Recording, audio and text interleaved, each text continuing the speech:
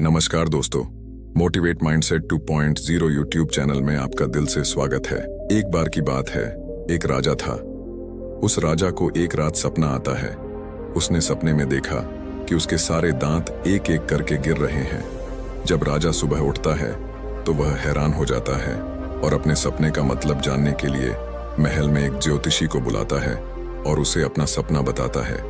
ज्योतिषी राजा का पूरा सपना सुनने के बाद कहता है, महाराज, इस सपने का मतलब यह है कि आपके परिवार के सभी सदस्य आपकी आंखों के सामने एक एक करके मर जाएंगे। यह सुनने के बाद राजा को बहुत गुस्सा आता है और वह ज्योतिषी को जेल में बंद कर देता है। अगले दिन राजा दूसरे ज्योतिषी को अपने महल में बुलाता है और उससे अपने सपने का मतलब पूछता है। वह ज्योतिषी मुस्कुराते हुए राजा से कहता है, महाराज, इस सपने का मतलब यह है कि आपकी उम्र आपके परिवार में सबसे लंबी होगी। राजा ज्योतिषी का यह जवाब सुनकर खुश हो जाता है और उसे बहुत सारे सोने के सिक्के इनाम में दे देता है। दोस्तों, दोनों ज्योतिषियों का कहने का मतलब एक ही था, लेकिन कहने का तरीका अलग था। शब्द अलग थे, लेकिन अर्थ एक ही था। इसी तरह अगर आपके पास बोलने का सही तरीका है, बात को कहने के लिए सही शब्द, सही अल्फाज हैं, तो आप नेगेटिव बात को भी पॉजिटिव तरीके से कह सकते हैं। बिल्कुल इसी तरह एक बार एक अंधा आदमी रास्ते पर भीख मांग रहा था। उसके सामने एक कटोरा रखा हुआ था और उसके साइड में एक कागज पर बड़े बड़े अक्षरों में लिखा हुआ था, मैं आंखों से अंधा हूं, कृपया मुझे कुछ दान दीजिए। शाम तक उस कटोरे में कुछ ही सिक्के थे। एक बार एक आदमी ने उस अंधे को नोटिस किया। वह आदमी उसके पास गया और उससे कहा, क्या मैं आपके कागज पर कुछ दूसरी लाइन लिख सकता हूं? अंधे आदमी ने अनुमति दे दी।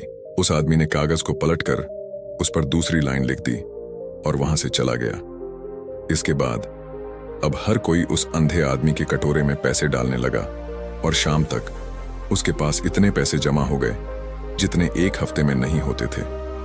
जब शाम को वही आदमी फिर से उस अंधे आदमी के पास आया तो अंधे आदमी ने उससे पूछा, तुमने इस पर ऐसा क्या लिखा है जो लोगों ने मुझे इतना सारा दान कर दिया?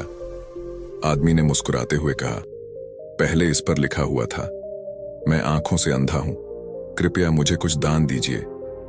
मैंने इसे पलटकर लिखा, आज का दिन कितना खूबसूरत है जिसे आप अपनी आंखों से देख सकते हैं, लेकिन मैं नहीं। बस यही लाइन लिखी थी।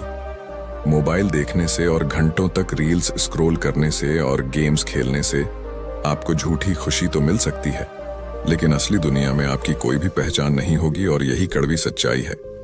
इसलिए असली दुनिया में जीना सीखें और सही तरीके से बात करना भी सीखें।